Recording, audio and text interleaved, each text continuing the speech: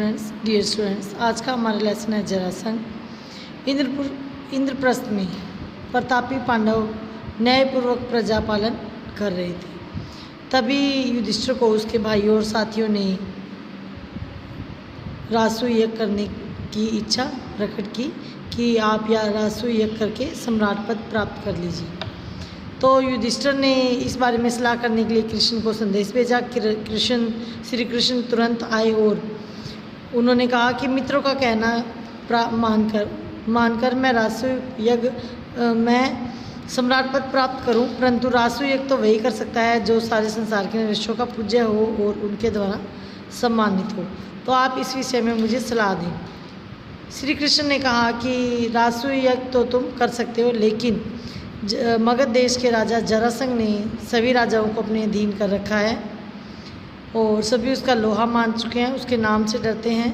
तो यहाँ तक कि शिशुपाल जैसे शक्ति संपन्न राजा भी उसकी अधीनता स्वीकार कर चुके हैं और उसकी छत्र छाया में रहना ही पसंद करते हैं। इसलिए जरासंध के रहते हुए कोई और सम्राट प्राप्त कैसे कर सकता है।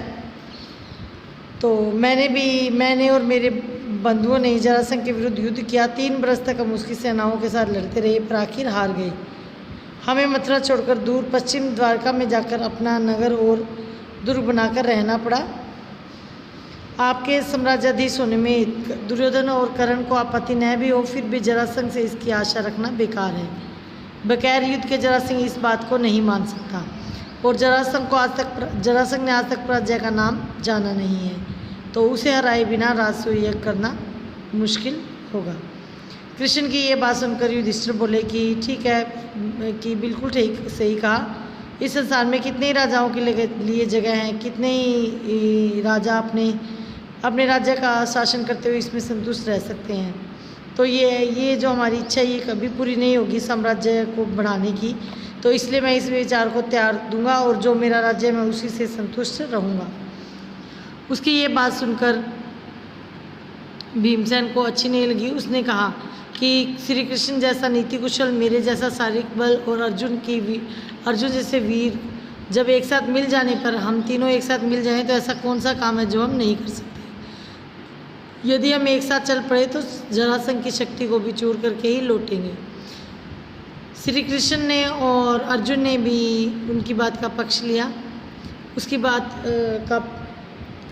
से सहमति जताई। तो युधिष्ठिर को यह बात नहीं जची। उसने कहा कि ऐसा काम करने की क्या ज़रूरत है जिसमें प्राणोपण बनाए। तो अर्जुन बोले कि यदि हम भरतवंश के संतान होकर भी कोई साहस का कार्य नहीं करें तो फिर हमारे जीने में धिक्कार है। इस तरह से अर्जुन और भीम श्री कृष्ण के साथ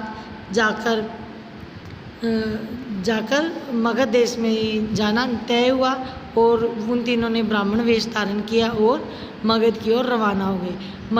मगध देश के राजा जरासंध ने उनका कुलीन ब्राह्मण समझकर स्वागत किया और जब उसके बुलाने पर जब अर्जुन और भीम नहीं बोले तो कृष्ण ने कहा कि इन दोनों का मौन व्रत है, ये आधी रात के बाद ही व्रत खोलेंगे तभी ये बोलेंगे।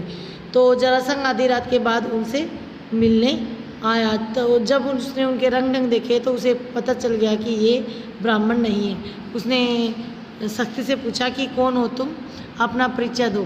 तब अर्जुन और भीम ने अपना परिचय दिया और उसे युद्ध के लिए ललकारा। भीम और जरासंध में आपस में कुश्ती शुरू हो गई।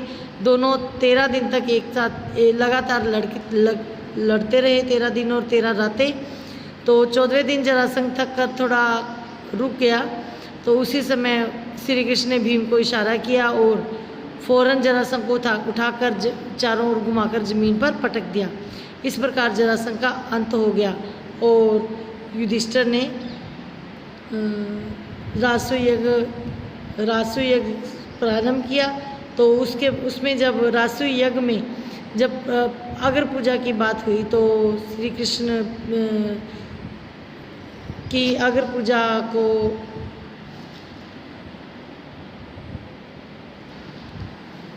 सहमति दी गई। तो जब श्री कृष्ण की अग्र पूजा होने लगी तो चेदी नरेश शिशुपाल को ये अच्छा नहीं लगा और उसने इसका विरोध किया। कुछ राजा जो है उसके साथ चले गए। तो इसके बाद श्री कृष्ण की अग्र पूजा की गई और अंत में श्री कृष्ण ने शिशुपाल के साथ युद्ध किया और उसे मारा और राजसूय यज्ञ संपन्न हुआ और राजा युधिष्ठिर को राजाधिराज की पदवी मिल गई।